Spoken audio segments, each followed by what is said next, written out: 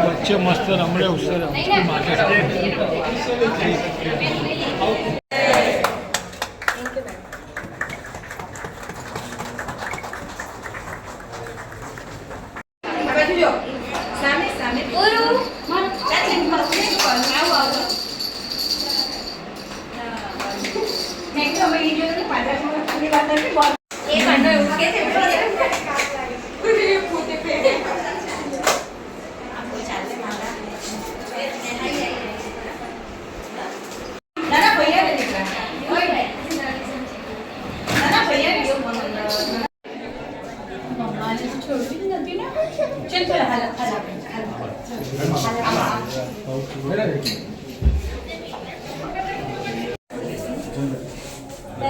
Light मार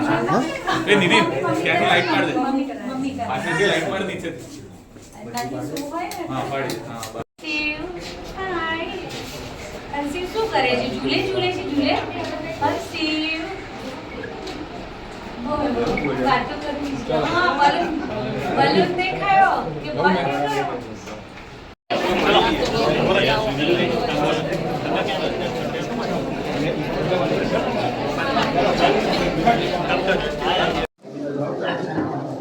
આપણા માનનીય મુખ્યમંત્રીશ્રીના માર્ગદર્શન હેઠળ સમગ્ર રાજ્યમાં અત્યારે મહિલા તથા બાળ વિકાસ વિભાગ અંતર્ગત નારી વંદના તથા વિશ્વ સ્તનપાનની અવેરનેસ માટેનું એક પખવાડિયું ચાલી રહ્યું છે અને એક ખૂબ જ સુખદ સંયોગ છે કે આજે વડોદરા જિલ્લા પંચાયત અંતર્ગત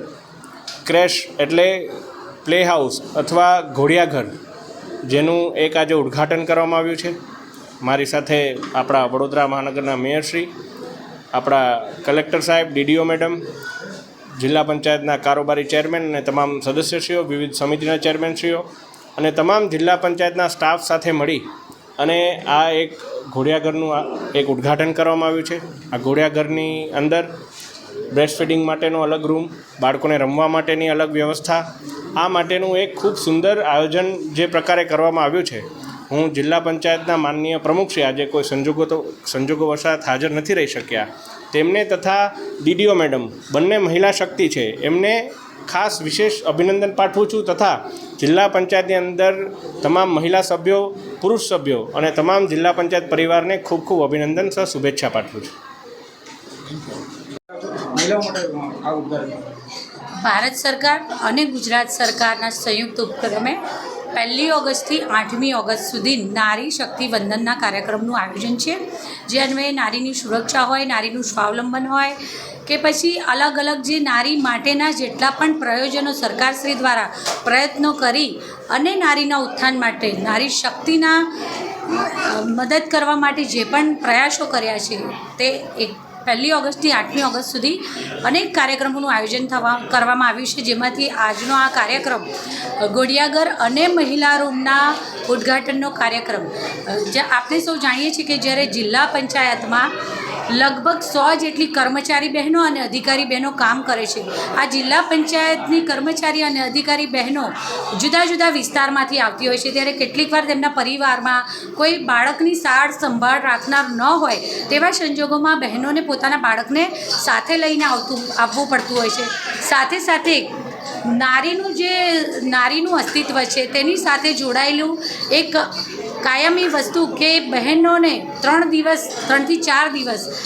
એને આરામની જરૂર હોય. એના ઋતુ સંહિતાના સમય દરમિયાન એને શારીરિક અશક્તિ લાગતી હોય છે, થાક લાગતો હોય છે અને આરામની પણ જરૂર હોય છે. ત્યારે આ બહેનો પોતાનું કામ 100% કરવાની પ્રતિબદ્ધતા સાથે આટલી બધી તકલીફો અને અગવડો ભોગવીને પણ આવતી હોય છે. ત્યારે આજે અહીં જિલ્લા પંચાયત ભવનની ઓફિસમાં આ મહિલા રૂમનું આયોજન કરવામાં આવ્યું છે, જેમાં ઘોડિયાઘર અને મહિલા રૂમ બાળકોનો પ્લે એરિયા બનાવવામાં આવ્યો છે, જેથી કરી અને મહિલાઓને પોતાના કાર્યક્ષેત્રમાં પડતી આ નાના બાળકને સાચવવાની તકલીફ હોય કે પછી એના પીરિયડ્સના દિવસોમાં એના માટે પોતાના શારીરિક આરામની જરૂરિયાત જણાતી હોય તેવા નાજુક સમયને સાચવી લેવા માટે આજે અહીં મહિલા રૂમની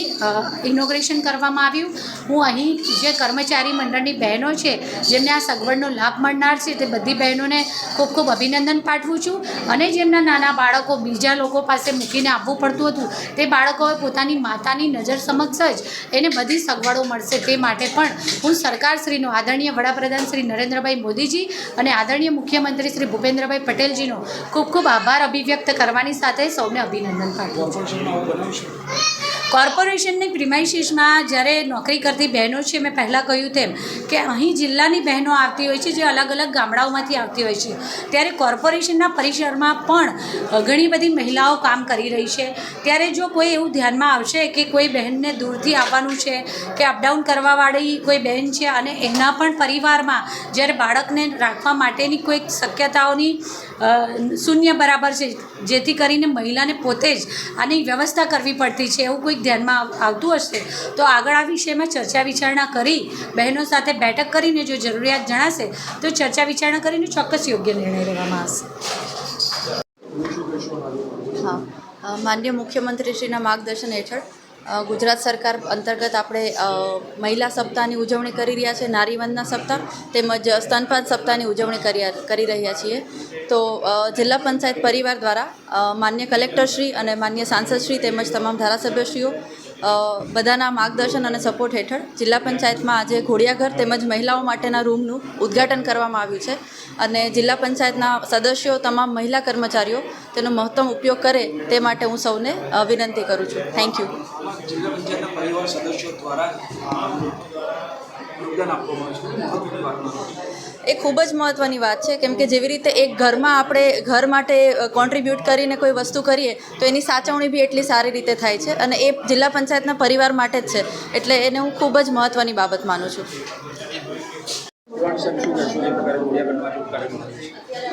એક ઓગસ્ટથી 8 ઓગસ્ટ સુધી વિશ્વની અંદર મહિલાઓ અઠવાડિયા તરીકે ઉજવણી થઈ રહી છે. ના ભાગરૂપે અને અમારી જિલ્લા પંચાયતમાં 100 ઉપરાંત મહિલા કર્મચારી છે, તેમજ ચૂંટાયેલી પાંખમાં પણ 50% મારી માતા બહેનો છે અને આવનારા વર્ષો પણ આવવાના છે. આ બધી વિશાળ પરિપ્રેક્ષની અંદર આ માનનીય સાંસદશ્રીને જગ્યા કલેક્ટરશ્રીએ આપી, એટલે એમ કલેક્ટરશ્રી અને માનનીય સાંસદશ્રીના સહયોગથી આજે જગ્યા અમને મળી, એનો સદુપયોગ આવનારા દેશનું ભવિષ્ય એટલે કે બાળક, ભવિષ્યનું ભારત એટલે આપણું બાળક, એની વધુ યોગ્ય જાળવણી થાય માટે ઘોડિયાઘર અને બહેનો માટે સ્પેશિયલ આદિ વ્યવસ્થા કરવામાં આવેલી છે. અને અહીંયા એક અલાયદી મહિલા કર્મચારી પણ કાયમ માટે રહેશે કે જેથી બાળકોની તંદુરસ્તી માટે કોઈ તકલીફ ન પડે અને ઉજ્જવળ ભારત, ભવ્ય ભારતનો પાયો મજબૂત તંદુરસ્ત બાળક થાય એ દિશામાં અમારી જિલ્લા પંચાયત માન્ય પ્રમુખશ્રી અને ડીડીઓશ્રી જે મહિલા શક્તિ છે એમની આગેવાનીની અંદર આ એક અમારા તરફથી ઉત્કૃષ્ટ પગલું કહો કે નજરાનું કહો કે એમના માટે સેવામાં પ્રયત્ન કર્યા છે.